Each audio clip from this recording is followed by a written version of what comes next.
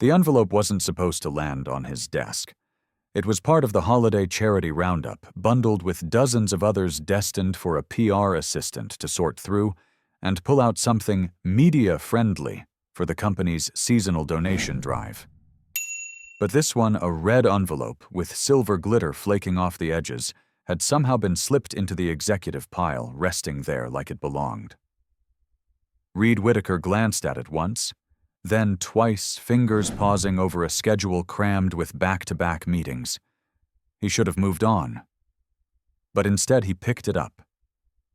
Inside a letter, written in the careful, oversized handwriting of a child. "Dear Santa, please send my mommy a husband. She's been really good and really sad, and she says she doesn't believe in Christmas magic anymore, but I do. Love, Sophie." Reed stared at the words, then read them again. He felt something tighten in his chest. There was a stick figure drawing, too, a little girl with curls standing next to a woman with tired eyes. Above them in the sky, a cartoon Santa hovered in a sleigh. One corner was smudged like someone had cried on it. Or maybe spilled something. He didn't know. He should have set it aside. But he didn't. Behind the child's letter was a second sheet, handwritten, but by an adult. The penmanship was hurried, the ink a little uneven, like it had been written late at night with wine and regret. "I didn't mean to write this," it began, "but my daughter insisted we send something to Santa this year. So I wrote too. Maybe because it's been 2 years since I've said anything out loud that wasn't about bills or school lunches. I'm not looking for a miracle. I just want to believe there's still something kind out there, something real. No name at the bottom, just Maggie. Savannah, Georgia." Reed closed the letter slowly, holding it in both hands. Across his office floor-to-ceiling windows overlooked the Savannah River and the glint of sunlight bouncing off water and rooftops. He owned 3 of those rooftops.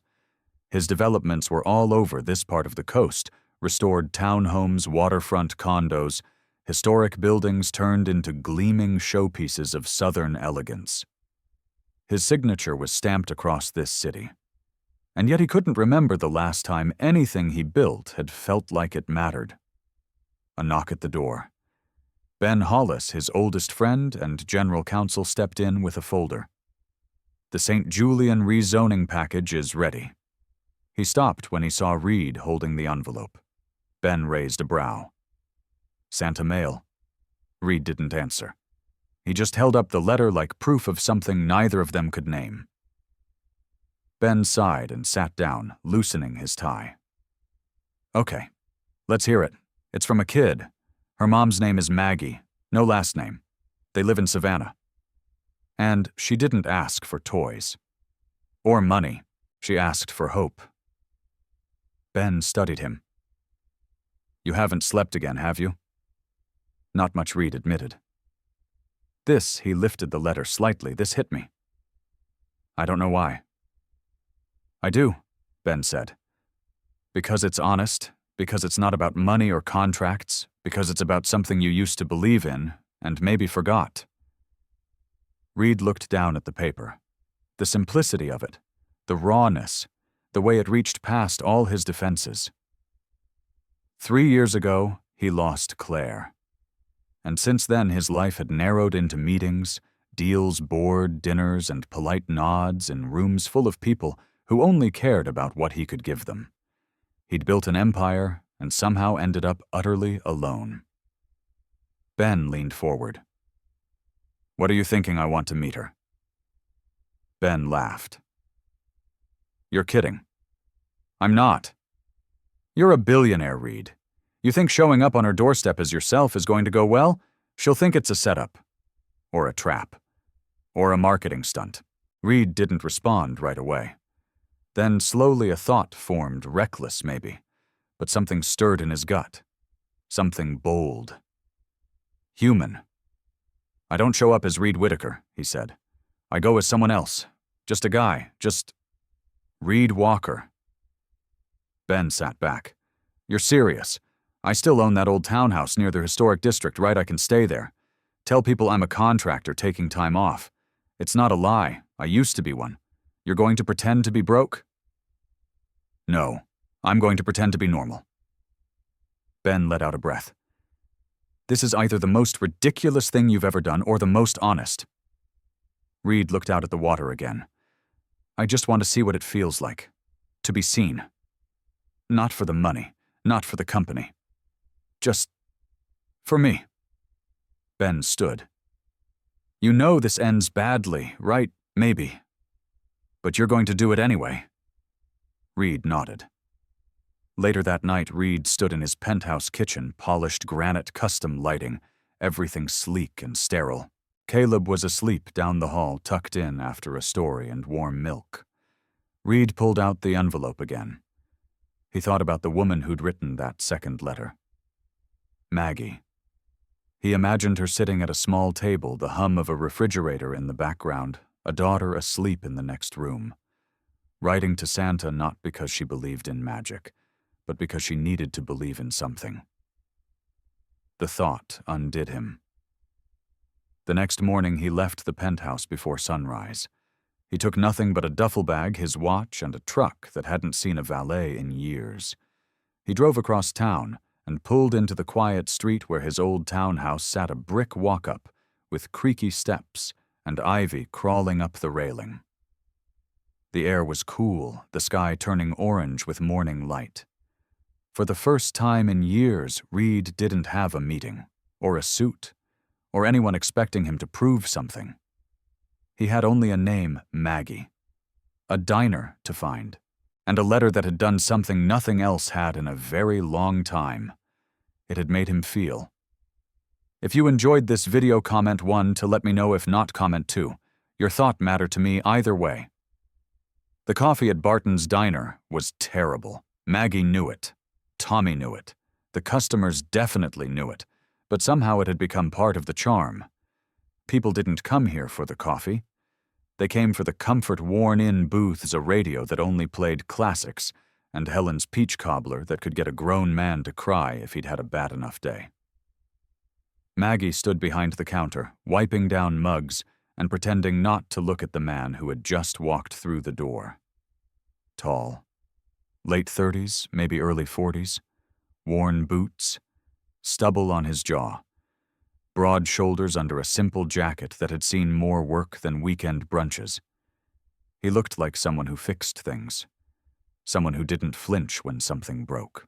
He glanced around once, then took a seat at the counter like he wasn't in a hurry to be anywhere. Maggie didn't recognize him. And in Savannah, that meant something. She reached for a clean mug. "Coffee, please," he said, voice quiet, rough around the edges like it hadn't been used much lately. She poured. "It's not good, just hot. I'll take hot." He wrapped both hands around the mug like he needed the warmth more than the caffeine.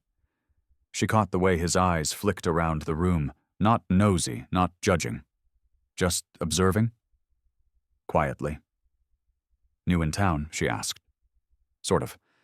I've been here before, just haven't stayed long." She nodded. "We get a few like that." He didn't offer more, and she didn't push. There was something about him calm, a little closed off, but not unfriendly. Like he'd been through something and come out quieter on the other side. From the corner booth, Helen watched the two of them over her reading glasses. Tommy leaned over the pass window with a smirk. Maggie ignored them both. Sophie's school called just as the breakfast rush was dying down, early dismissal, something about a water line break. Maggie wiped her hands, told Helen she'd be right back, and walked the 4 blocks to the school still wearing her apron. Sophie came barreling out the front door with her backpack hanging half open and a paper Santa hat sliding sideways on her curls. "Mama, guess what?" "What, baby?" "Ms. Preston said I can write another letter to Santa, but this time I want to add pictures." Maggie managed a smile, though something in her chest pulled tight. "That sounds like a good idea." "Do you think he got the first one?" Maggie hesitated. I think I think sometimes letters take a while to find the right desk. They turned the corner just as a light drizzle started. Maggie picked up their pace, tugging Sophie's coat tighter. When they stepped back inside the diner, the man from earlier was still there, same seat, same half-full mug. He looked up when the bell jingled. Sophie stopped, eyes narrowing. "Who's that?" Maggie offered a smile. "Customer?" "Be nice." Sophie marched straight up to the counter and climbed onto the stool next to him like she owned it. "I'm Sophie." He turned toward her with a small, genuine smile. "Nice to meet you, Sophie." "I'm Reed." Maggie froze. Reed. It was probably coincidence. Probably not that Reed. Besides, this man didn't look like a CEO. He looked like someone who fixed cars, not ran companies. Sophie pointed at his mug. "You drank the coffee on purpose." Reed laughed softly. "It grows on you." "No, it doesn't," she said seriously. "But Mama says it's rude to tell people their taste is bad. Smart woman, your mom." Sophie looked pleased with herself. Maggie leaned on the counter, narrowing her eyes playfully. "She's not always this forward." "Yes, I am, Sophie," said, pulling a napkin toward her and grabbing a crayon from the tip jar. Helen peeked from the back. "That your daughter, Mr. Reed?" "Yes, ma'am," Maggie answered for him. "This is Sophie. And yes, she's supposed to be in school." "I got out early," Sophie chimed in. "It's not my fault." Reed smiled again, but this time it lingered. Maggie caught it, just a flicker of something. Something quiet and heavy. She poured him a fresh cup without asking. "Do you have family here?" "No," he said, watching the steam rise. "Just looking for something different, a change of pace." Maggie wiped her hands on her apron. "You pick a quiet place for it. That's what I needed." It was the way he said it, like he meant more than just the town. Tommy rang the bell from the pass window. 2 eggs scrambled for our mystery guest. Maggie raised an eyebrow. "Did you order food?" Reed looked sheepish. "I think Helen did it for me." "She does that?" Sophie slid the napkin toward him. A drawing. 2 stick figures, a dog and a big heart over their heads. "That's you," she said, pointing. "And that's me. And that's a dog we might get someday." Reed took it like it was something precious. "Thank you. I don't usually get drawings." "You do now?" Sophie said, hopping off the stool and heading toward the jukebox to press random buttons. Maggie leaned in, lowering her voice. "Sorry. She tends to adopt people." "I don't mind." There it was again, that pause, like something caught in his throat. Something he wasn't saying. Before she could ask, the bell over the door jingled again. Grace. Maggie's sister walked in with her usual wind-blown energy eyes, sharp scarf tossed like she was in a movie. She stopped mid-stride when she saw Reed. "Who's this?" Maggie introduced them quickly. Grace gave a polite smile but didn't offer her hand. Reed nodded with ease, not bothered. Grace sat at the counter, then leaned in close once Reed was distracted, watching Sophie dance to whatever terrible song was playing. "He's handsome," she whispered. "Too handsome. And not from around here?" "Grace, I'm just saying he looks like a man who knows what he wants and hides what he doesn't want to talk about." Maggie stared down at the coffee pot. "Yeah, he does." She wasn't sure why she felt defensive. She barely knew him. But something about him made her nervous in a way that didn't feel like fear. It felt like a door cracking open. One she hadn't touched in a long time. When she turned back, Reed was helping Sophie line up sugar packets like dominoes, his expression soft, unaware of the way Helen had stopped pretending to clean menus just to watch. Grace sipped her coffee and muttered, "He's either running from something or toward something. And I don't trust either." Maggie didn't answer. But she wondered for the first time in a long time what it would feel like to trust someone again. and why this stranger in this moment made her wonder that at all. The next morning, Maggie stood behind the counter of Barton's diner, her hair still damp from the rain, and her nerves wearing thin. She was trying to make the register balance, but her mind wasn't on the numbers. It was on him. Reed had come in every day for the past week. Always early, always polite, never in a rush. He'd order the same thing, black coffee, scrambled eggs, and toast, and sit quietly like he belonged there, like he'd always been there. But Maggie knew better. Nobody just showed up in Savannah and blended in that easily. She wiped her hands on a towel and looked through the window. The street was still wet from the morning drizzle. A few tourists walked by, umbrellas bumping. Locals nodded to each other, always familiar, always slow-moving.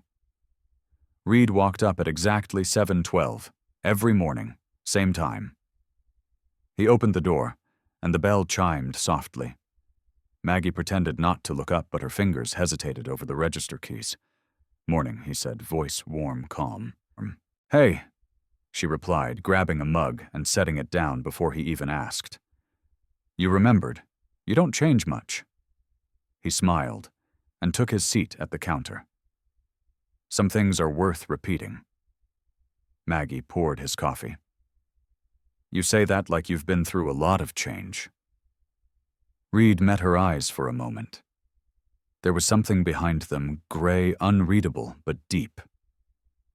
"I have." He didn't elaborate. She didn't press. Helen appeared behind her, humming softly as she organized the pie display. "Got fresh pecan this morning if you want to sweeten your day," she said to Reed with a wink. "I'll think about it," he said with a small smile. Maggie leaned on the counter, tapping a pen against her notepad. "So, what brings you to Savannah, really?" Reed tilted his head slightly, considering his words. "I needed a change. I was getting lost in what I was doing. Work. Life. You wake up one day and realize everything feels heavy." "Yeah," Maggie said before she could stop herself. "I know that feeling." The words sat between them like a shared secret. Reed nodded.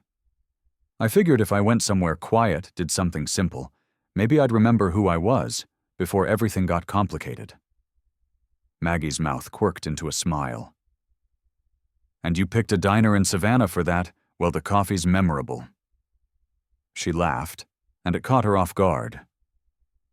It had been a while since something small made her laugh like that. Tommy stepped out from the back, rubbing his hands on a towel. "Reed, you said you were a contractor, right? I've done that kind of work, yeah. You good with wiring? The back storage room light keeps flickering like it's having a midlife crisis." Reed glanced at Maggie, happy to take a look. Tommy nodded and waved him toward the back. Maggie watched him go, trying not to watch him go. When he disappeared behind the swinging kitchen door, Helen gave her a long look. What Maggie asked. "Don't what me, girl. That man sits here every morning like he's waiting for something. Or someone."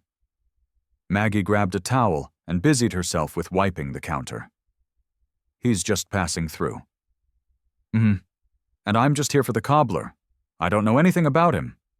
"Exactly," Helen said, her tone softening. "That's what worries you, isn't it?" Maggie didn't answer. She didn't have to. Reed returned a few minutes later, brushing dust off his jacket. "Loose wire," he said. "I tightened it up, but you might want to have someone look at the whole panel."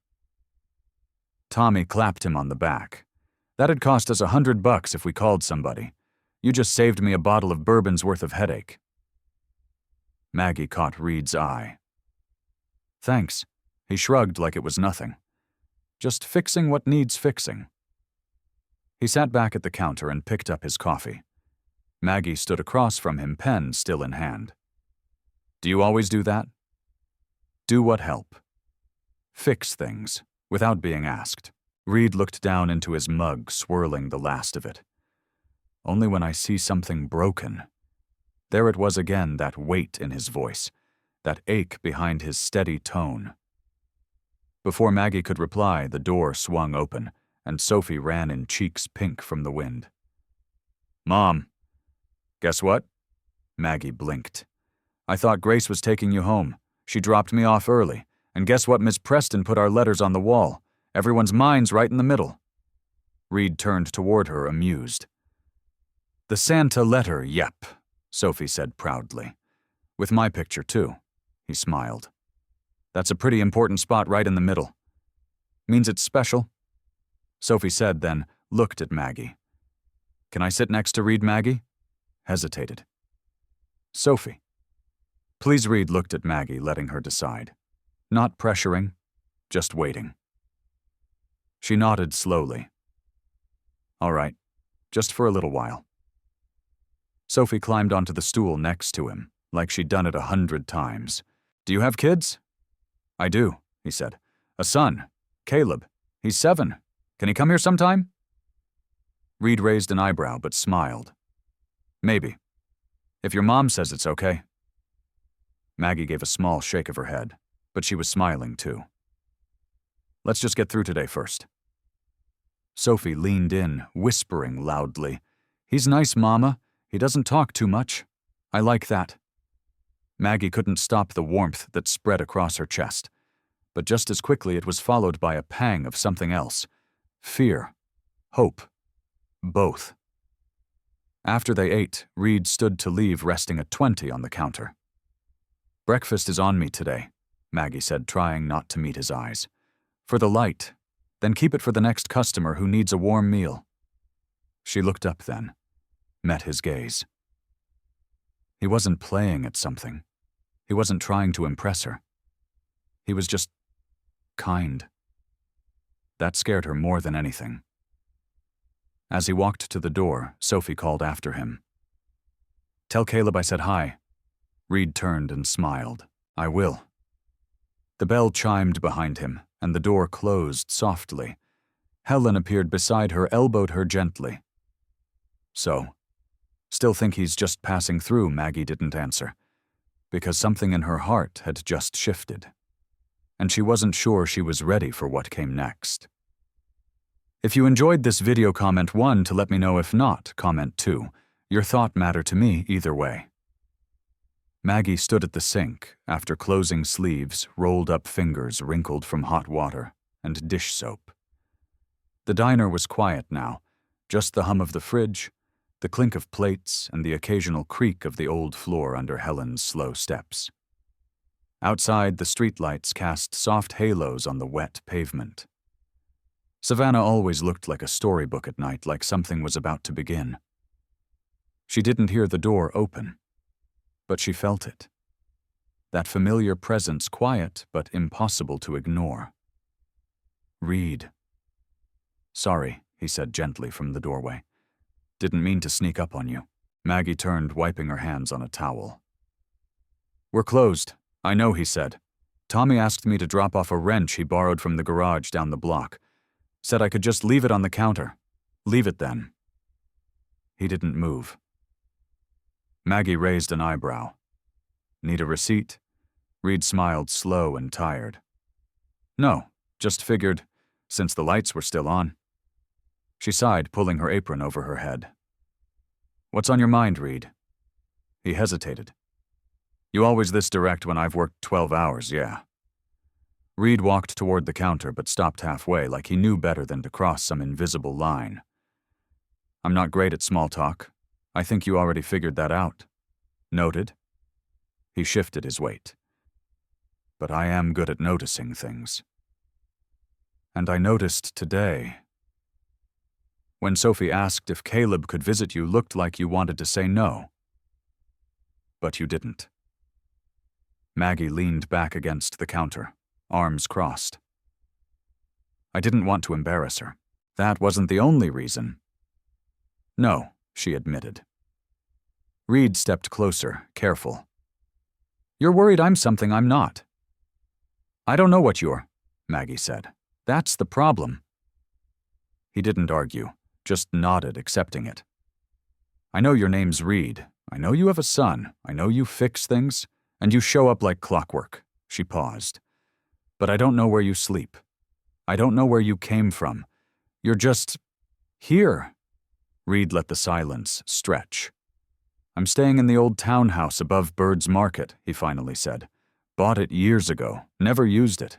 Figured it was time. Maggie blinked. You own that place, I do. She pushed off the counter. People don't just casually own real estate in downtown Savannah. I didn't say I was casual. No, but you didn't say anything at all. Reed looked at her, really looked at her. What are you afraid of, Maggie? The question landed like a weight. She opened her mouth, closed it again. You want honest? She asked. Always. I'm afraid, she said, voice quieter now, that you're too good to be true, that you're kind because you can be not because you have to be, that you'll be here until you're not. And I'll have to explain to my daughter why another good thing didn't stay. Reed stepped forward, slow but steady, until they were just a breath apart. His voice softened. That's not fair to either of us. I haven't promised anything. I'm just showing up. And what does that mean? She asked, eyes searching his face. It means, I don't know what this is yet, but I want to find out. The air between them tightened. Not heavy, just full, like something important was waiting to be said. Before Maggie could speak, the bell above the door jingled again. Grace. Her hair was damp, coat half-buttoned, and she froze the second she saw them. Well, she said, shutting the door behind her. Hope I'm not interrupting anything. Maggie stepped back instinctively. What are you doing here? I was coming to walk you home. Apparently I should have called first. Her eyes flicked between them, sharp and assessing. Reed cleared his throat. I should go. Grace didn't stop him. Maggie didn't either. He nodded once, quiet, and stepped outside. The bell jingled behind him. Grace waited until the door closed, then turned. What's going on? Maggie went back to wiping down the counter. Nothing. Didn't look like nothing. Maggie didn't respond. Grace walked around the counter and leaned on it. He's not from here. You barely know him. And Sophie's already attached. I know. Do you? Maggie looked up, eyes tired. What do you want me to say, Grace? That I'm scared, that I feel something, and I don't know what to do with it? Grace's voice softened. I want you to be okay. That's all. I'm not, Maggie admitted. Not really. But for the first time in a long time, I'm curious about what could be okay. And that's new. Grace studied her for a moment, then nodded. Just don't let your heart outrun your head. I'll try. They locked up together in silence, Maggie's thoughts spinning faster than her feet as they walked home. 2 blocks away, Reed stood across the street from the townhouse above Bird's Market, hands in his jacket pockets, watching the lights flicker in his second-floor window. Caleb would be arriving in 2 days. He'd promised they'd spend Christmas together this year, just the 2 of them. He hadn't planned on meeting anyone. He hadn't planned on Maggie. He pulled the envelope out of his coat pocket, the one with Sophie's letter still inside. He hadn't shown it to anyone. Not even Ben. He didn't know why he'd kept it, but it was with him every day. And tonight, after that moment in the diner, he understood why. She had no idea she'd already found her way to his desk, and now she was finding her way to something deeper. He just didn't know how to tell her yet. The following morning, the light over Savannah spilled gold across the streets, soft and slow, like everything in this city tended to be. Reed stood at the edge of the park, just past Lafayette Square, hands in his pockets, eyes fixed on the playground ahead. He saw them before they saw him. Maggie, her coat pulled tight, coffee in one hand, Sophie skipping ahead of her scarf, flying like a flag. Sophie spotted him first. "Reed!" she shouted, sprinting toward him, curls, bouncing shoes, slapping the sidewalk. He crouched without thinking. She launched herself into a hug that caught him off guard, and for a moment stole his breath. You came. I told you I would, didn't I? He said, steadying her as she wobbled back. I told Caleb you'd be here too. At that, Maggie approached slower, a little guarded. Her eyes met his with a softness edged in caution. You okay with this? She asked. Not in a whisper, but something close. I am if you are. Reed motioned to the bench nearby. Maggie sat first, smoothing her coat beneath her. He sat beside her not too close, but close enough to feel the space between them shift. Sophie twirled a few times, then flopped into the grass. When's Caleb coming? He'll be here in about 10 minutes, Reed said. You're sure he's with Ben? Sophie blinked. Who's Ben, my friend? The one who makes weird sandwiches and listens to jazz no one likes. Maggie smiled, despite herself. Sounds like a character. He is. They sat in companionable silence for a few moments. Leaves blew in lazy circles. Somewhere nearby, a vendor turned up classic soul music from a little speaker, and Reed felt the world quiet down. I wasn't sure you'd come, Maggie said softly. I wasn't sure you'd want me to. She turned her face to him. You make it hard to say yes, but harder to say no. Reed looked at her. That's not a line. I know. More quiet. I want to trust you, she said, but trust costs me more than it used to. He didn't look away. Then let me earn it. One morning at a time. Before she could respond, Sophie shot up and pointed. That's him. That's Caleb. A boy approached across the grass, holding Ben's hand. He was all long limbs and quiet eyes with dark hair falling over his brow. He hesitated when he saw Sophie. Go on, Maggie nudged gently. Sophie marched right up and said, Hi, I'm Sophie. Want to play Caleb?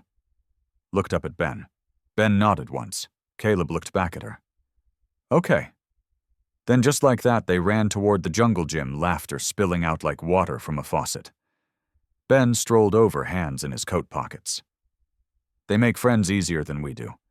That's because they haven't had time to break anything yet, Maggie said. Ben gave her a look. You must be Maggie. She raised an eyebrow. And you're the jazz guy.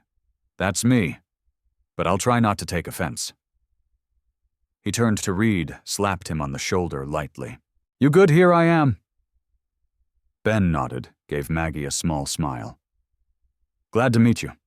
He's a better man with you in the picture. Then he walked off with the ease of someone who knew exactly when to leave. Reed and Maggie turned their attention to the kids. Sophie was teaching Caleb how to spin down the slide with his arms crossed like a cool tornado, whatever that meant. Reed leaned forward, elbows on his knees. He doesn't do that often. What laugh? Maggie glanced at him. Claire, his mom. She passed away 3 years ago, Reed said. He was 5. Quiet before that, but after, it was like someone turned the sound down. Maggie didn't interrupt. I didn't know how to fill the space. So I worked. I built things. I put my hands on things I could control. Did it help? She asked. It kept me busy, he said. But it didn't help. She watched Caleb now, noticing the way he followed Sophie's lead, but checked over his shoulder now and then, always watching Reed, always making sure he was still there. Maggie's voice was quiet. Sophie's father died 2 years ago. Boat accident. A short job that was supposed to be easy. Reed turned his head. She was 4, too little to understand, but old enough to feel it. Now every time I leave the room too long, she calls for me. He nodded slowly. I know that sound. Their eyes met again. Not just understanding, but a kind of recognition that didn't need to be spoken aloud. Why didn't you tell me sooner, she asked. About Caleb, about Claire, about your life. Reed drew in a long breath. Because people hear widower and start offering sympathy or solutions, and I don't need either. I needed this. He nodded toward the kids. Something that doesn't need fixing. She thought about that. About how many people had tried to fix her offer, pity-deliver platitudes wrapped in casseroles, and how few had simply sat next to her in the quiet and said nothing at all. "I'm still not sure what you're doing here, Reed." "Me either," he admitted. "But I know this is the first time I've wanted to stay anywhere in a long time." Sophie shrieked with laughter as she and Caleb took turns jumping off the swings, limbs flailing. Maggie smiled. "Looks like we might not have a choice. Those two are planning world domination. I could live with that." The sky dimmed just slightly, the sun dipping lower. The wind picked up, brushing Maggie's hair across her face. Reed reached out instinct maybe and tucked a loose strand behind her ear. She stilled. So did he. It was a small gesture, but it carried weight, history, hesitation. She didn't move away. He didn't lean in. And maybe that was what made it matter. When the kids ran over out of breath and demanding snacks, Maggie stood first. "Come on," she said. "There's a bakery down the block. You buying always, Reed?" said standing beside her. Sophie took Caleb's hand like it was the most natural thing in the world. The four of them walked in step toward the corner, two adults trailing behind two kids who decided without needing permission that this was now a team. And somewhere deep inside her chest, Maggie felt the first honest tug of something she hadn't felt in years. Possibility.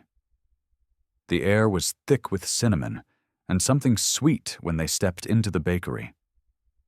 Warmth met them like an embrace chasing off the late afternoon chill that had crept into their coats. The smell alone could have stopped time sugar. Vanilla melted butter all working together to make memories out of flour.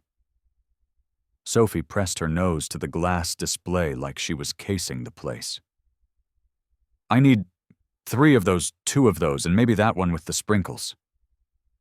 Caleb stood quietly beside her watching, but not choosing.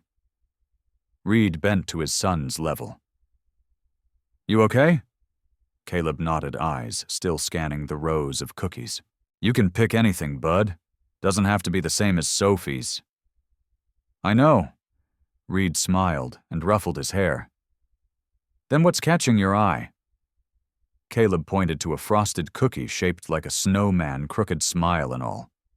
"Good choice," Reed said. Maggie stood a few steps back, arms folded, watching them. She hadn't expected it to feel this natural, this easy. Reed didn't force anything with Caleb. He didn't explain him. He didn't apologize when the boy stayed quiet. He just saw him. And Sophie, bold as ever, had clearly decided Caleb was her new holiday project. She was already telling him which ornaments he could help hang at home. "I think she's already planning the seating chart for Christmas dinner," Maggie murmured. Reed straightened, handed her a coffee without asking. "She's got leadership skills. She's got opinions." He laughed. They sat at a small table near the front window. The bakery was half full, mostly families, and older couples lingering over pastries, a few students bent over laptops.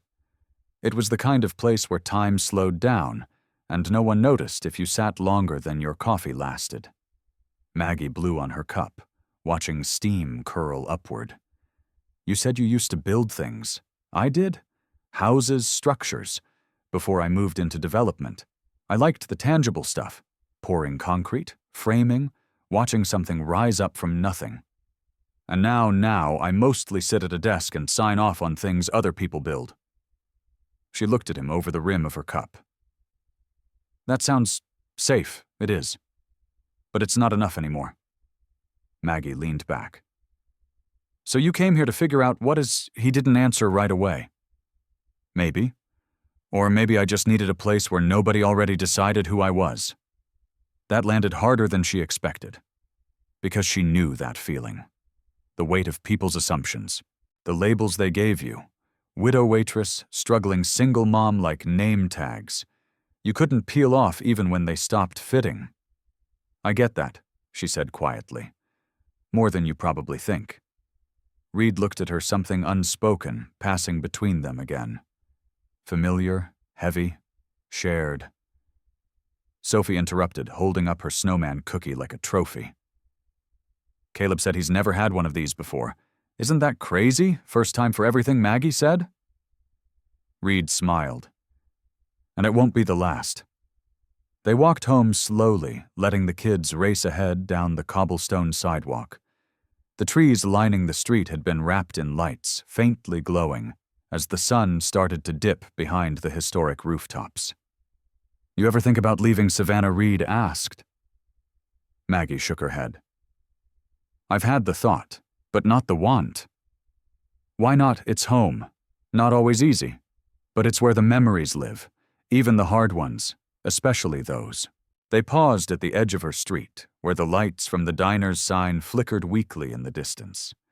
It was still too early for dinner crowds, but Maggie could already hear the buzz beginning, the clatter of silverware, the soft shuffle of feet in booths. Reed looked down at her. Can I ask you something? She braced. You can try. Why did you write the letter? She stilled. He hadn't said a letter. He said the letter. Her throat tightened. How do you know about that? Reed hesitated. I saw it, he said. It landed on my desk. That's not... She blinked, confused. What do you mean? How would it? I didn't mean to read it, he added quickly. Not at first. It came through a holiday initiative my company sponsors. I usually don't even see that stuff. But this year, I did. He met her eyes, his voice lower now. And I read yours. Maggie couldn't breathe for a moment. The letter. Her late-night wine-stained, scribbled-out confession. The one she nearly threw away before Sophie begged her to send it. That letter hadn't just been words, it had been raw truth. Her words, her pain, her desperation. You read it? She asked, barely above a whisper. Yes. She took a step back. That's why you came here. He nodded. It pulled something out of me, something I hadn't felt in a long time.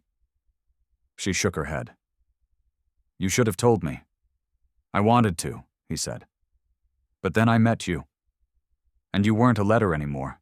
You were real. And the longer I stayed, the harder it got to explain. Maggie folded her arms tightly. So what, Reed, you showed up to grant a wish play Santa no? His voice sharpened slightly, but still calm. I showed up because I recognized something in what you wrote. Loneliness, grief, hope that hurt to hold. And now I'm not here because of the letter anymore, he said. I'm here because of you. The silence stretched too long. Sophie's laugh echoed from the porch. Caleb followed slower, but smiling. Maggie looked up at Reed. I don't know what to do with this. You don't have to do anything yet, he said. But I wasn't going to keep pretending I just wandered in. She nodded once, then again slower. Reed didn't ask to stay. He stepped back, gave her space. I'll see you tomorrow, he said. Maggie stood there as he turned and walked down the street, hands in his pockets, coat collar pulled high. And somehow in the quiet between her heartbeat and the sound of her daughter's voice calling from the porch, Maggie realized something unsettling. She didn't feel betrayed. She felt seen. And that scared her more than anything. Maggie stood at the sink long after the dishes were done, the sponge limp in her hand, water gone cold. Outside, Savannah had quieted into its winter hush, streetlights casting long shadows across the sidewalk, the distant clink of wind chimes dancing with the breeze. She kept replaying it. The way Reed had looked at her. The weight in his voice when he said, I'm not here because of the letter anymore. I'm here because of you. It should have made her angry. It didn't. It made her feel exposed. She reached for a towel just as Grace's key turned in the front door. The soft creak that followed was as familiar as the smell of her sister's peppermint lip balm. I brought pie, Grace called. But not for you if you're hiding in the kitchen like that. I'm not hiding. Grace set the pie on the counter and leaned against the fridge. Then why does your face look like someone pressed pause on your thoughts mid-meltdown? Maggie didn't answer right away. Grace studied her sister, then narrowed her eyes. It's him again, isn't it? Maggie exhaled. He read the letter. What letter? The Santa one. Mine. The one I never meant to send. Grace blinked. Wait, how it landed on his desk? His desk, Maggie nodded. He says it came through a charity program, one his company sponsors. He wasn't supposed to see it, but he did. And that's how this started. Grace stared at her lips, parted eyes scanning. So he came here because of a letter. That's what he said. Grace crossed her arms. Okay. And you believe him. I don't know what to believe, Maggie whispered. But it doesn't feel like a game. He's not pretending. Oh, no, Grace said, voice sharper now. Maggie, he showed up at your diner with no warning, no context, and inserted himself into your life, into Sophie's life, all based on something deeply personal you didn't offer him. He didn't take anything. He didn't lie about seeing it. He told me as soon as Grace cut her off. It took him weeks. And you're just okay with that? No, Maggie said, quietly. I'm not okay with it, but I'm also not ready to throw away something that feels more real than anything has in a long time. Silence fell heavy. Grace shook her head. You don't know him. I'm getting to. You can't get to know someone who starts with a secret. Maggie looked down at her hands, fingers curling around the edge of the sink. I know what it feels like to lie because you're afraid. I've done it too. I've smiled when I wanted to cry. I've said I was fine when I was drowning. That's not deceit. That's survival. Grace softened just a little. And what if he's not just some guy trying to heal? What if he's running from something? Then I'll find that out. And Sophie Maggie's chest tightened. She's already attached Mags. What happens when he leaves? Maggie looked up. Her voice didn't waver. I'm not planning the ending yet. The next morning, Barton's diner buzzed with the usual rhythm early risers nursing bottomless coffee, the scent of grits and bacon weaving through the air, Helen humming along to a Motown song crackling through the radio. Maggie was at the register half listening to an order when the door opened, and in walked someone she hadn't seen before. Elegant, controlled. Red coat cinched perfectly at the waist, hair, sleek makeup, subtle but flawless. She didn't belong here, not in the way regulars did. The woman stepped up to the counter and gave Maggie a smile that didn't quite reach her eyes. Hi, she said. Is Reed here? Maggie blinked. Reed? Yes. Reed Whitaker. It took a second for her breath to return. He's not here, Maggie said carefully. And I'm sorry. Who are you? I'm Victoria Monroe. I'm an old friend. Her voice was calm, poised, too smooth. I see. Victoria glanced around. Charming little place. Very local. We like it that way. Victoria leaned closer. You should know Reed has a habit of getting emotionally invested in projects. It's part of his charm, but it usually doesn't last. Maggie's fingers tightened around the edge of the counter. Is that why you're here, to warn me off? Of course not, Victoria said lightly. I'm just giving you some context. Reed's complicated, and you don't strike me as someone who plays in complicated waters. Maggie straightened. You're right. I don't play, Victoria smiled again. Just be careful. That's all. She turned and walked out the doorbell, chiming behind her like punctuation. Helen appeared seconds later, drying her hands on a dish towel. That the storm front we were warned about, Maggie didn't speak. She just stared at the door, heart racing, thoughts spinning. That night she didn't sleep. The pieces were starting to shift. Questions she'd pushed aside now stood in the middle of the room. Who was Reed Whittaker? Why Savannah? Why her? And what exactly was she risking? By morning she knew she had to find out. Not by guessing, not by waiting. She had to ask. And this time she wouldn't accept half-truths. Not when Sophie's heart and hers was on the line. The bell above the diner door jingled sharply the next morning, and Maggie didn't even look up. She knew the weight of that pause, the hesitation in the step that followed. It was Reed. She wiped her hands on a dish towel, steadied her breath, and turned. He looked tired. Not physically.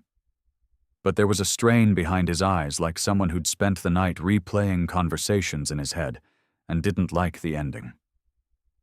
Maggie didn't smile. Didn't offer coffee. She just gestured to the corner booth. Sit.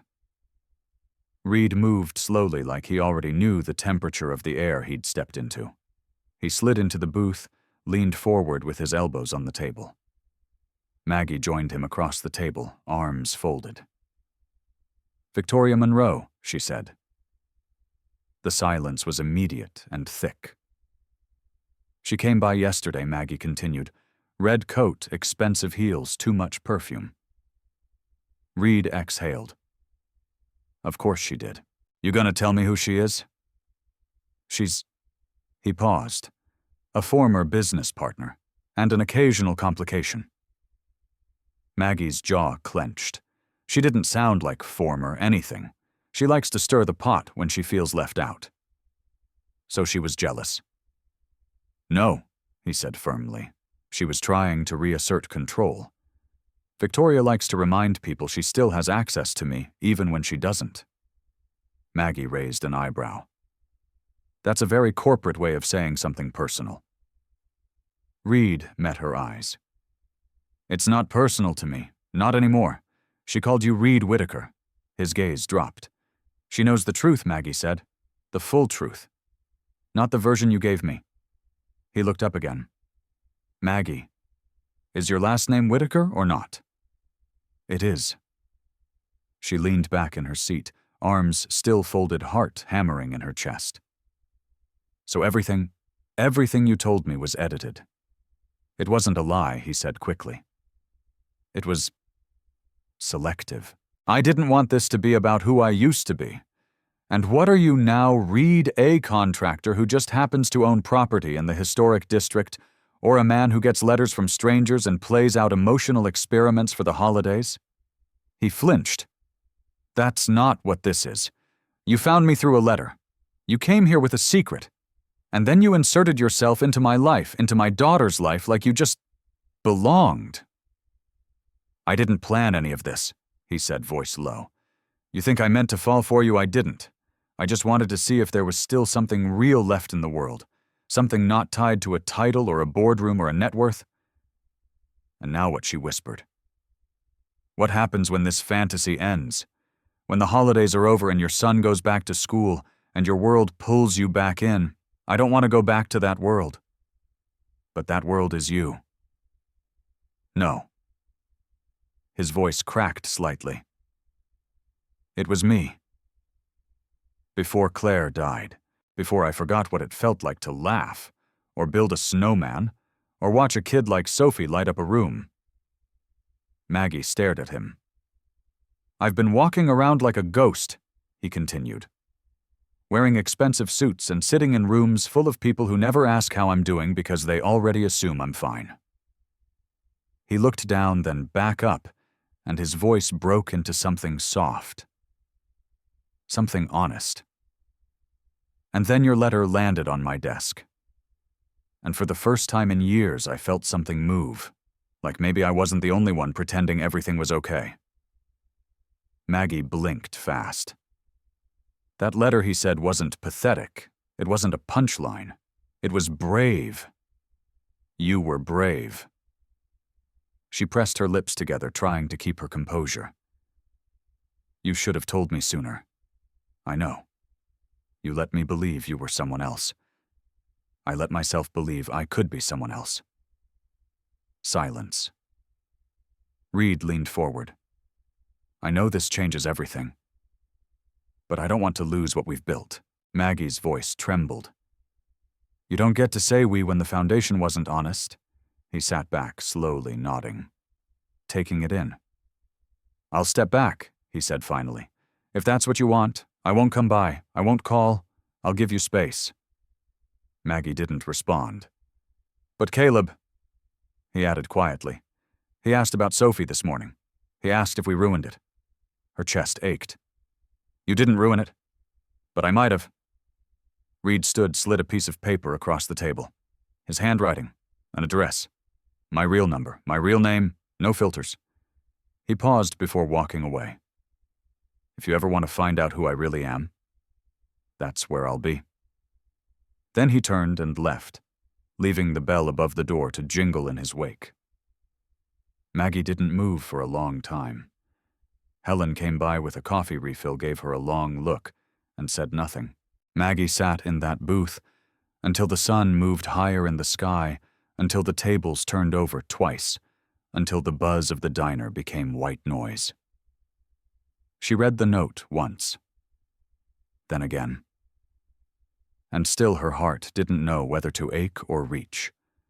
Because the worst part wasn't that he'd lied. It was that everything between them, every glance, every laugh, every shared silence, still felt true. Snow fell lightly over Savannah, rare and soft, like a secret the sky wasn't sure it should be telling. It dusted the iron balconies and brick sidewalks, adding a hush to the world that felt both beautiful and strangely out of place. Maggie stood on her porch arms, wrapped around herself, watching Sophie press tiny handprints into the slush that had gathered on the steps. She keeps checking the mailbox, Grace said, gently stepping outside with 2 mugs. She handed one to Maggie. Maggie nodded. She thinks Reed's going to write. She's 6. She's smarter than we are. Grace leaned against the porch rail. You've been quiet. I'm tired. From thinking or feeling both. The wind picked up, brushing Maggie's hair into her face. She didn't move to fix it. Grace hesitated. You still haven't called him. Maggie stared out at the street. What would I even say? That you're mad. That you're hurt. That you miss him. I shouldn't miss someone who lied to me. Maybe not. But that doesn't change the fact that you do.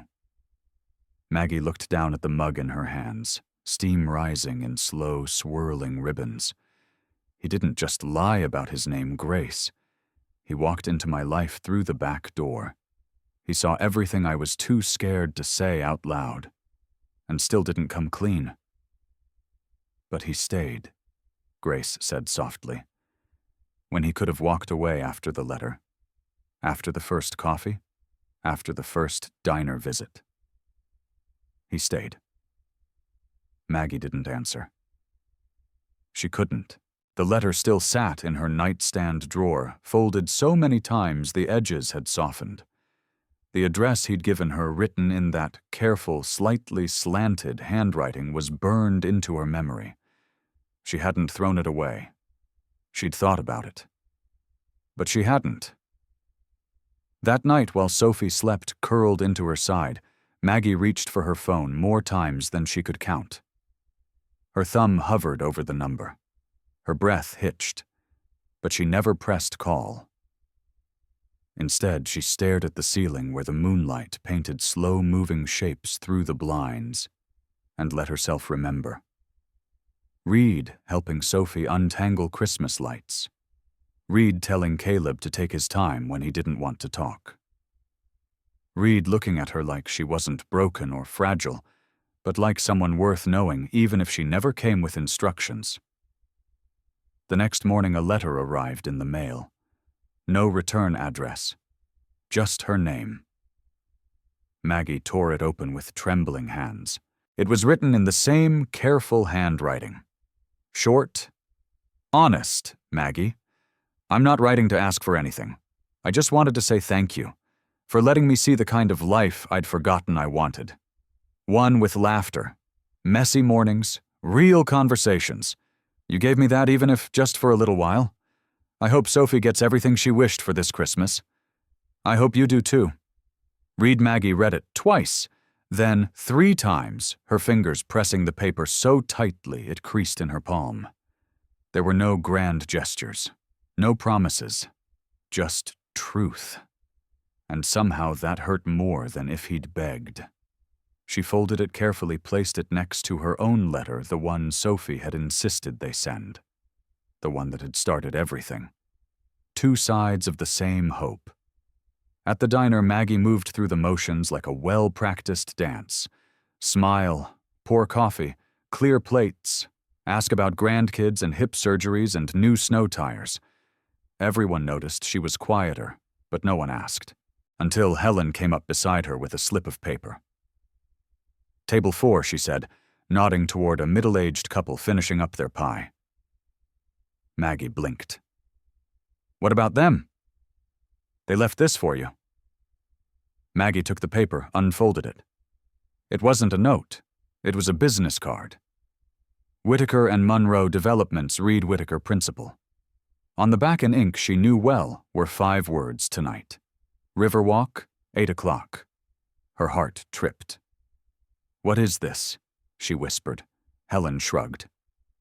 "He asked for a quiet table last week. Said he'd leave the rest up to you." Maggie looked down at the card again, the time looping in her mind like a song she couldn't turn off. "Are you going?" Helen asked gently. "I don't know. You'll regret it if you don't. I might regret it if I do." Helen smiled, something knowing in her eyes. "Love's a risk either way, honey. But at least one of those comes with dessert." At 7:40, Maggie stood in front of her mirror, hands stilling as they hovered over a necklace she hadn't worn since her anniversary dinner 6 years ago. It wasn't fancy, just a small charm on a silver chain. But it had meant something once. She clipped it on heart pounding. Sophie had fallen asleep early after too many marshmallows. Grace had offered to stay. No questions asked. The walk to the river was quiet. Cold. The snow hadn't stuck, but the streets were slick with melted dreams. Lights glowed along the edges of storefronts. Carolers sang off-key in the square. And there he was, standing beneath the string lights by the railing, hands tucked in his coat pockets, eyes scanning the path like he wasn't sure she'd come. Maggie stopped a few steps away. Reed turned, saw her, froze. For a second, neither of them moved. Then Maggie spoke. "You sent me a letter. I didn't expect a reply. You got one." He tilted his head. "You came. I came for the truth. I'll give it to you. I want all of it, Reed." His voice didn't waver. "Then you'll get all of me." She stepped closer. No more pretending. No more hiding. Maggie looked at him. Really looked, and for the first time saw someone as lost as she was, standing in the middle of something that felt like it could either break them or finally put the pieces back together. "I'm still mad," she said softly. "I can live with that. I still don't know if I can trust you. I'll wait until you can." The lights flickered above them. The river moved slow behind them. And Maggie, heart full of questions and hands aching to be held, did something she hadn't done in a long, long time. She stayed. The next morning, Maggie found herself standing in front of the diner, 15 minutes early. The street was still quiet, the usual morning bustle not yet in full swing. She held the key in her hand, unmoving, her breath a visible cloud in the crisp air. Last night hadn't ended with fireworks or even a kiss. It had ended with a long walk through town where every question she'd stored away spilled out like puzzle pieces. And Reed had answered each one, not with charm, not with promises, but with a kind of quiet, measured honesty that made her believe he was finally showing her the whole picture. He told her about the company he'd built with Victoria, how it had grown so fast he stopped recognizing himself in the mirror. How after his wife died, he threw himself into work like it could plug the hole grief had left behind. How none of it, no award, no gala, no perfect condo in Atlanta could make him feel less hollow. He told her about Caleb, the silence he hadn't known how to break. The boy who stopped speaking not because he couldn't, but because the world had grown too loud without a mother to soften it. And then Reed had said something she wasn't expecting. "I didn't come here to fix you, Maggie. I came here hoping maybe you could help me remember what it feels like to be whole." That had undone her. Not just because it was raw, but because it was real. Now inside the diner, Maggie flipped on the lights, moved through the space like she'd done 1,000 times, but everything felt different. Lighter, or maybe just clearer. Helen arrived a few minutes later, carrying her usual travel mug and wearing the look of someone who wanted gossip but wouldn't press yet. "You sleep last night?" she asked casually, hanging up her coat. "Not really. That's not a no." Maggie gave a small smile. "He told me everything." Helen paused, then nodded slowly. "And I'm not sure what to do with it yet, but I don't feel lied to anymore. Just a little scared of how much I care." Helen patted her shoulder. "Welcome to the club. It comes with free coffee and a lifetime supply of second guesses." Maggie laughed, softly grateful. By mid-morning, the diner was in full swing. Locals were packed into booths, holiday music hummed in the background, and Sophie was coloring at the counter, her boots swinging back and forth. Grace came in holding 2 paper bags from the pharmacy, dropping one on the table near Maggie. "Got your vitamins and Sophie's cough syrup." "Thanks. Also, someone left this at the porch." She handed over a small brown box tied with twine. Maggie looked at it warily. There was no label, just her name handwritten. She opened it slowly. Inside was a small wooden figurine. A woman in an apron holding a steaming coffee pot. Her face wasn't detailed, but the posture was unmistakable. Calm, steady kind. Beneath it was a note folded twice. "I saw this in a shop near the river and thought of you.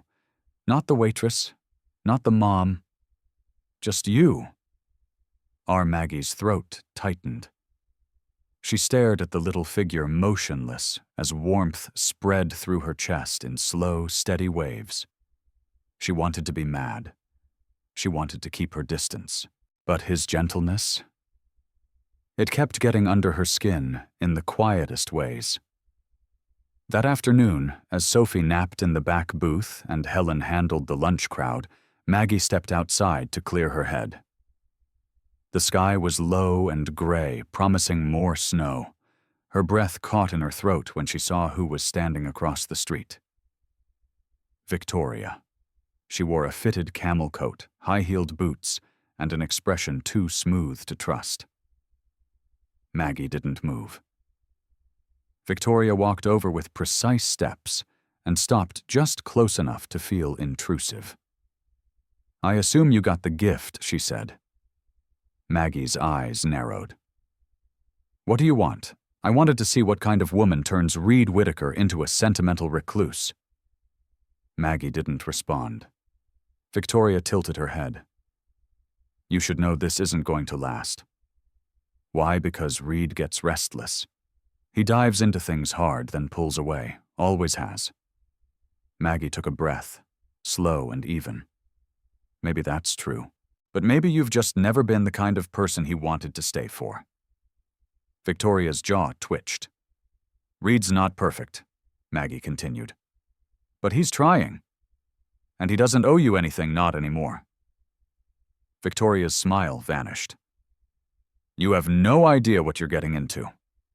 "I think I do." Victoria hesitated like she wanted to say more, but instead she turned and walked away, heels clicking on the pavement like punctuation marks. Maggie stood there a long time before going back inside. That night, after the diner closed and Sophie was tucked into bed, Maggie sat on her porch knees curled to her chest, wrapped in Reed's old flannel jacket he'd left behind one night and never asked for. She held the figurine in one hand, ran her thumb over the smooth wood. Then her phone buzzed. A message from Reed. "Can I call just for a minute?" Her finger hovered, and then without overthinking she replied, "Yes." The phone rang once, twice. "Hi," he said, voice quiet. "Hi. Thank you for the note. I didn't write back yet." "I know, but you didn't block me either." A soft laugh escaped her. "Sophie thinks you're building her a sleigh." "I am." She asked if you were Santa. Reed chuckled. "What did you tell her I said maybe Santa wears work boots and says dumb things sometimes, but he means well?" Reed paused. "That might be the nicest thing anyone's ever said about me." They sat in silence for a moment, the kind that felt less like emptiness and more like space being held open. "I'd like to see you tomorrow," Reed said. "No pressure. Just maybe coffee. Or a walk. I'll think about it. That's all I can ask." He didn't drag it out, didn't plead, just told her goodnight and hung up. And Maggie, sitting under a winter sky, felt the tiniest crack in her heart begin to soften. Because she realized something, then something she hadn't dared to believe. Maybe trust didn't have to arrive all at once. Maybe it was built one small, honest moment at a time. The diner felt unusually quiet for a Saturday morning. Maybe it was the snow, or maybe it was Maggie's heartbeat thudding louder than usual in her ears. She'd been wiping down the same counter space for 10 minutes without realizing it. She glanced at the door, then the clock, then back to the door. He was late, and she hated how much that mattered. Maggie Helen said, stepping out from the kitchen, voice low, "There's a man in a wool coat pacing outside like he's practicing a TED Talk." Maggie froze. Helen gave her a small smile and disappeared back into the kitchen. A moment later, the bell above the door jingled. Reed stepped inside, brushing snow from his shoulders. His hair was slightly damp, his eyes searching. They landed on Maggie. And stayed. "Morning," he said, voice a little breathless. "You're late," she replied, but there wasn't bite in it, just nerves. "I know. I stopped by the square. Sophie said she liked the carousel horses." Maggie raised a brow. "You're trying to bribe my child?" "No," he said with a small smile. "I'm trying to bribe her mom." Despite herself, a laugh slipped out. Reed stepped closer. "May I sit?" She gestured to a booth. He followed her, sliding in opposite her like it was something they'd done 100 times before. For a moment, neither of them spoke. The coffee machine hissed behind them. Someone coughed near the back. Life went on while their little bubble held still. "I've been thinking," Reed finally said, "about what you said. About truth. About starting over." Maggie kept her eyes on him. "I don't want this to be just a nice story we both look back on. I want more. But not if it costs you peace." "Reed, I know I made mistakes. I stepped into your life without your consent. I held back when I should have been transparent. But I want to be better. I am getting better. Because of you." Her throat tightened. "And Caleb?" Reed continued, voice gentler now. "He asked me last night why I smile more now. I told him it's because someone reminded me how." Maggie's hand trembled slightly where it rested on the table. This isn't easy for me. I don't let people in easily, I know. And this letter, this whole Santa thing, it wasn't just a cute holiday moment for me. It was something I never thought anyone would read." "I did read it," he said softly. "And it wrecked me in the best way." She blinked fast. "I've lived a long time behind glass." Reed added, "Everyone seeing what I showed them, no one knowing what was underneath." "But you saw past the glass." "And I wasn't ready. I want to be now." Just then, the bell jingled again. Grace walked in a little windblown, and clearly surprised to see Reed. She looked between them. "I can come back," she said carefully. No, Maggie said. You're fine. Grace gave her sister a long look, then nodded and took a seat at the counter. Reed stood. Maybe I should give you space. No, Maggie said quickly. Too quickly. He paused. I'm not ready to decide anything, she admitted, but I don't want to end it either. He nodded, relief flickering across his face. I just need time, not pressure. Take all the time you need. Maggie hesitated, then added, There's a charity gala at the Garden Conservatory this week. I usually go with Grace. It's small, mostly locals. I serve drinks. You serve not this year. They asked me to actually attend. First time. Reed smiled softly. I'd be honored to go, if you want me there. She looked at him for a long beat. It's not a date, understood, and don't wear anything with a silk pocket square. Reed laughed, full and easy. Noted. As he left the diner, Maggie let herself exhale. Grace slid into the booth where he'd been. He's different, she said. I know, you're different. Maggie looked out the window. Snow had begun to fall again, gentle quiet, without hurry. I think she whispered, This is the part of the story where everything starts to shift. Grace leaned back. Just make sure it shifts toward joy. Maggie didn't answer. But her eyes followed Reed down the street, and for the first time in a long while, the road ahead didn't look so lonely. The night of the gala arrived with a hush, the kind of stillness that felt like the whole town was holding its breath. Savannah's historic garden conservatory had been strung with lights that glowed like stars, flickering gently across ivy-covered walls and cobblestone paths. Maggie stood in front of her small mirror, smoothing the sides of her dress. It was a deep forest green, the kind of color that made her eyes stand out, even when she didn't feel particularly brave. Grace had insisted she borrow it. You look like a woman who knows exactly who she is, Grace had said earlier, tugging at a wrinkle on the sleeve. Now, alone in her bedroom, Maggie wasn't so sure. There was a knock at the door. Mama Sophie peeked in already in pajamas, her hair a sleepy mess. Is Mr. Reed going to be there tonight? Maggie bent down and kissed her forehead.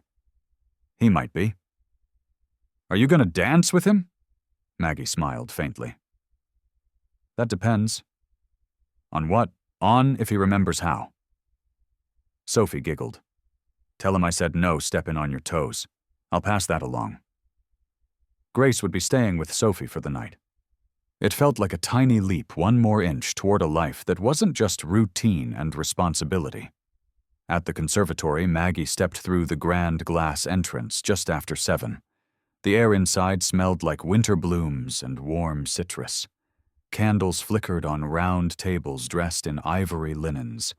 Soft jazz played from a trio in the corner. She almost turned around. But then she saw him. Reed was standing near the tall ficus tree in the far corner, wearing a tailored dark gray suit with no pocket square, just like she'd requested. His hair was neatly combed back, his smile hesitant, hopeful. Their eyes met across the room. He didn't rush toward her. He waited. And something about that, the patience, the respect in it, made her keep walking. Hi, she said when she reached him. You're beautiful. She glanced down, half smiling. You clean up okay yourself. Thank you for letting me be here. She nodded, then looked around. I usually serve wine over there by the fountains. Glad you're not working tonight. I'm not used to standing still at these things. Then dance with me. She blinked. Now. Why not? I haven't danced in years. Then let's be rusty together. He held out his hand. And for the first time since everything started, Maggie didn't hesitate. The song playing was slow mellow. Reed guided her gently, one hand at her waist, the other holding hers carefully, like it might shatter if he squeezed too tight. They didn't speak for the first minute. Just moved. People glanced their way. A few smiled, but the moment felt private, like they were the only two people in the room. "I keep thinking Reed said quietly about your letter." She looked up at him. The way it started. "Dear Santa, please send me a husband." He shook his head gently. It sounded whimsical at first. "But I get it now. It wasn't about needing a man," she said softly. "It was about wanting someone to walk beside me when everything else felt too hard." He met her eyes. "I want to be that person. I want you to be that person too," she admitted.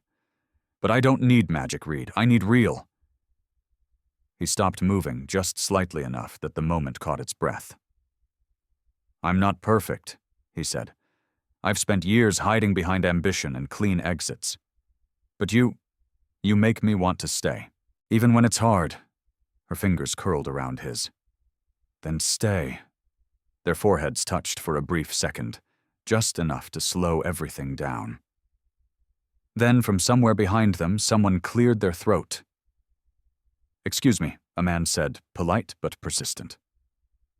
Mr. Whitaker Reed turned. "Yes, I'm sorry to interrupt. Victoria Monroe's asking for you. She says it's urgent." Maggie stiffened. Reed looked at her, caught between a question and regret. "I don't want to go, then don't." But he was already pulling slightly away. "I'll be right back." 2 minutes. Maggie stepped aside, nodding, but something in her chest pulled taut. She watched him disappear into the crowd, watched the way heads turned as he passed, how quickly the world seemed to remember who he really was.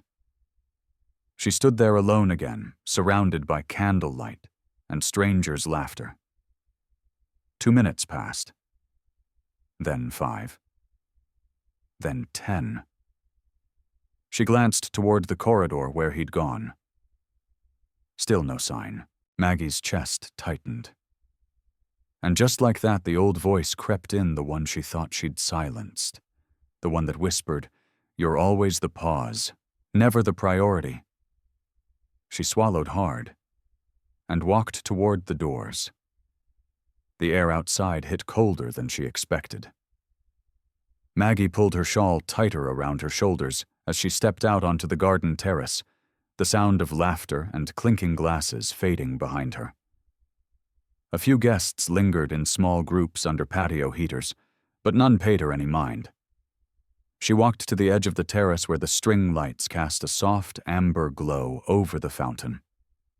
Her heels clicked softly against the stone, the only sound besides her breath. 10 minutes. He'd said 2. And yet here she was again alone with the echo of someone else's promise. "Maggie," a voice called from behind. She turned. Reed was hurrying toward her, no coat eyes wide. "I'm sorry," he said quickly. "She cornered me. I tried to leave, but she held up a hand. You don't have to explain." "Yes, I do." Maggie looked away towards the fountain. "You disappeared, Reed, right in the middle of a dance. Again, I didn't mean to, but you did." He took a few steps closer, but she didn't turn back to him. "She wanted to talk about the company," he said, voice quieter. "She's still trying to hold on to things. She said I was making a fool of myself." Maggie slowly turned to face him. "And are you no?" he said without hesitation.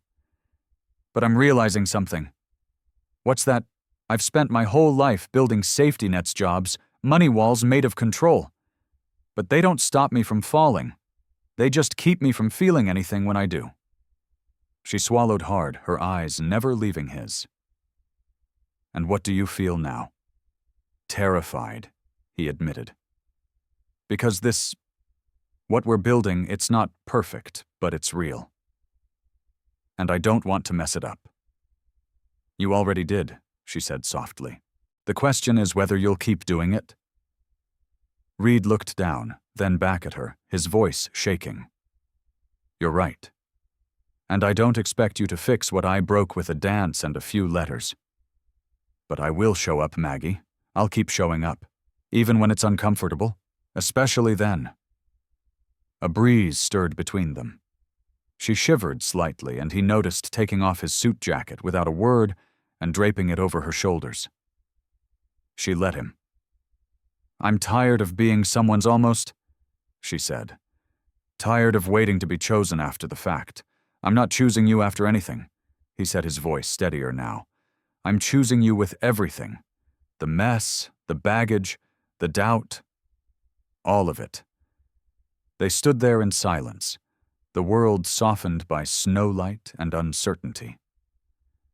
"I used to think love was supposed to feel magical," Maggie said finally.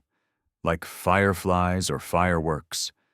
But maybe it's just someone standing beside you when the night's gone quiet and the easy answers ran out." Reed nodded. "Then let me be that someone." She looked at him, eyes glistening, not from hurt this time, but from the sheer weight of hope pressing up against all the scars. "I'm scared," she whispered. "Me too. But I want to believe this could be different." "It can," he said. "Let me prove it." She nodded once, slow and small, but it meant everything. "Let's go back inside," he offered gently. She looked toward the conservatory where warm light spilled through tall windows. "Not yet." "Okay." He stayed beside her. No more rushing. No more fixing. Just being there. And for the first time in years, Maggie didn't feel like she had to hold everything together alone. She simply breathed and let herself be held by something fragile but forming. Something that maybe was beginning to look a lot like love. Snow was falling in slow, dreamy spirals outside the diner windows the next morning. The kind of snow that seemed more like a decoration than a storm. Maggie stood behind the counter pouring coffee for the early risers, her thoughts still tangled in the warmth of Reed's coat around her shoulders, the echo of his words. Let me prove it. She'd heard promises before, some kept, most not. But Reed hadn't made a promise last night. He'd made a choice. To be present. To stay.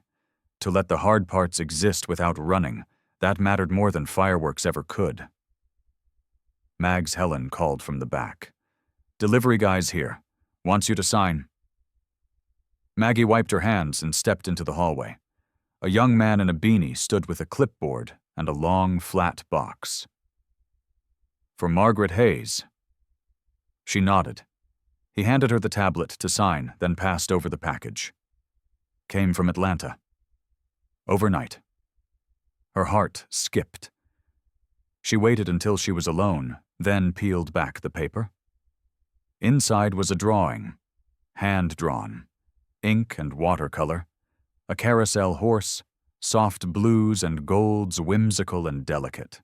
Underneath, in careful handwriting for Sophie, who reminded me how joy moves in circles. Maggie stared at it for a long moment, a lump forming in her throat. Later that afternoon, Reed walked into the diner just as the lull between lunch and dinner hit. He carried a bag with 2 paper-wrapped sandwiches and a little container of ginger cookies. "I thought you might need a break," he said. She looked at him, then at the food, then back. "Bribing me again?" Desperate times. They sat in a back booth, the one she always saved for herself on busy days. Sophie was at Grace's for the afternoon, and for once the place felt quiet enough to breathe. Reed unwrapped his sandwich, then paused. "I need to tell you something." Maggie's posture straightened, heart tightening. "I've decided to leave the company. Fully." She blinked. "What?" He nodded. "Victoria tried to offer me a quiet return. Said I could rebuild my image, that I was rehabilitated enough for the press. But I don't want it back. You built that place from nothing. I built it at the cost of everything that mattered," he said softly. "It doesn't fit me anymore. Not the way this town does. Not the way you do." Maggie stared at him. "What are you going to do? I don't know yet. But for the first time, that doesn't scare me." He reached across the table, fingers brushing hers. "I want a life that's slow and honest. One where I can pick up my son from school and have coffee with someone who sees through me. I want to build something again, just not alone this time. Her throat felt tight again. Reed, you don't need to rewrite your whole life for me. I'm not. I'm rewriting it for myself. You just happen to be the reason I realized I could. The bell over the door jingled, and Tommy stepped in from the cold, stamping snow from his boots. He gave them a quick wave and settled at the counter. Helen came out with 2 bowls of chili, one of them already prepped for his order. Reed smiled faintly. This place, it's not just a diner, it's a community. It's home, Maggie said. They shared the rest of their lunch quietly, and when Reed stood to leave, he didn't ask for anything more. He just pressed a kiss to the top of her head and whispered, "See you soon." That night, as Maggie tucked Sophie into bed, her daughter pulled her favorite blanket up to her chin and whispered, "Mama, yeah, baby, do you think Santa really read my letter?" Maggie smiled, smoothing the hair away from Sophie's face. "I think he did, even the part about the husband." She hesitated, then chuckled softly, maybe especially that part. Sophie yawned, her eyes already closing. "If he brings one, can he make sure he likes carousel rides and ginger cookies?" Maggie kissed her forehead. "I'll make sure he knows." Later, curled on the couch with the carousel drawing beside her, Maggie stared out at the snow. She thought about all the nights she'd felt small and forgotten. All the mornings she'd powered through like her heart wasn't tired. And now this warmth. It wasn't perfect, it wasn't promised, but it was possible. And that maybe was enough. Spring came quietly to Savannah, slipping between the trees like a whispered promise. The heavy winter chill gave way to soft breezes and dogwoods blooming along the sidewalks. The days grew longer, and so did the way Maggie let herself hope. It had been 3 months since the gala. 3 months of slow mornings, school drop-offs, shared coffee, small steps. Reed hadn't rushed. He hadn't pushed. He simply showed up in the quiet, in the chaos, in all the in-between moments. Today, the carousel reopened for the season. Maggie hadn't planned to go. She'd folded laundry in the morning, scrubbed out the sink, told herself she was too tired. But Sophie had different ideas. "Mama, please," she begged, bouncing in her new sneakers. "Reed said he'd meet us there." Maggie raised an eyebrow. "He did he?" Sophie grinned like she was in on a secret. "He said he has a surprise." "Of course he did." Still, Maggie packed a small bag, brushed her hair into something close to presentable, and followed her daughter down the sun-dappled street, heart thudding faster than her feet could carry. The square was buzzing vendors with lemonade stands, families pushing strollers, music drifting from a string quartet in the gazebo. Children ran past with cotton candy and grass-stained knees, and there near the carousel stood Reed. He was holding something in his hands, not flowers, not a box, a notebook. When he saw them, his whole face lit up.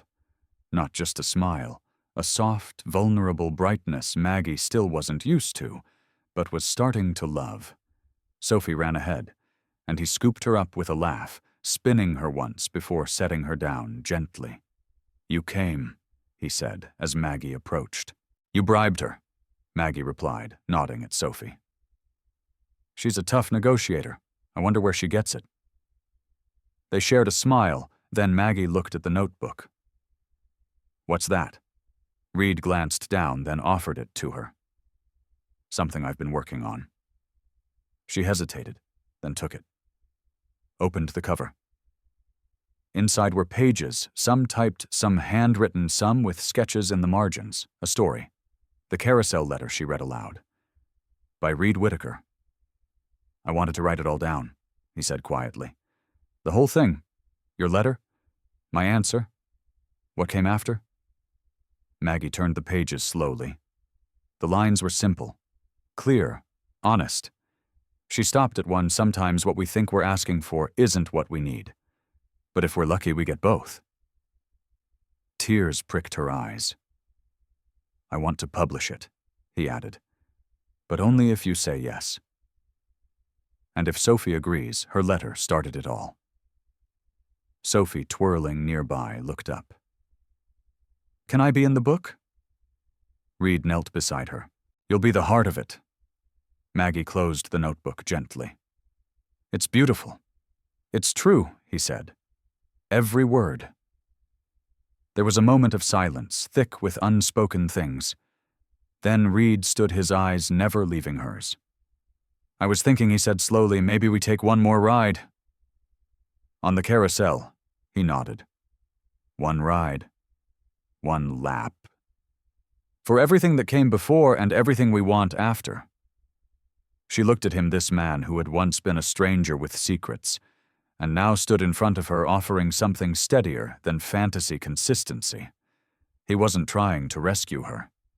He was choosing her. Yes, she whispered. Reed held out his hand. Maggie took it. They stepped onto the carousel just as the music began. Sophie picked the blue horse with silver ribbons, giggling as Reed helped her on. Maggie chose the one beside it, quiet, warm wood, with a faded rose carved into its saddle. Reed didn't take a horse.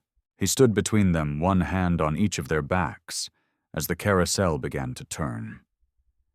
Around they went, the world spinning softly. Maggie closed her eyes for a moment. She thought of the night she wrote that letter, the weight of loneliness, the ache of waiting, the way she folded that little paper wish into something like a prayer. She never expected it to be answered. But somehow it was. Not with a grand gesture or a fairy tale, but with a man who listened, a daughter who believed, and a town that held space for second chances. As the ride slowed to a stop, Reed leaned close. I don't have a ring, he said, or a plan, or a perfect speech. I just have this life. And I'd like to spend it beside you. Maggie's breath caught. She looked down at Sophie, who was watching them with wide, hopeful eyes, then back at Reed. You don't need a ring, she said softly. You already gave me what I asked for. He looked puzzled. What was that? She smiled, the kind that carried every crack and healed edge she'd earned.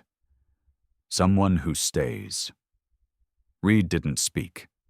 He just wrapped his arms around both of them, holding them tight as the carousel music faded into the spring breeze. And somewhere in the background, a little girl's letter to Santa became the beginning of something real, something honest, something that maybe was always meant to find its way home.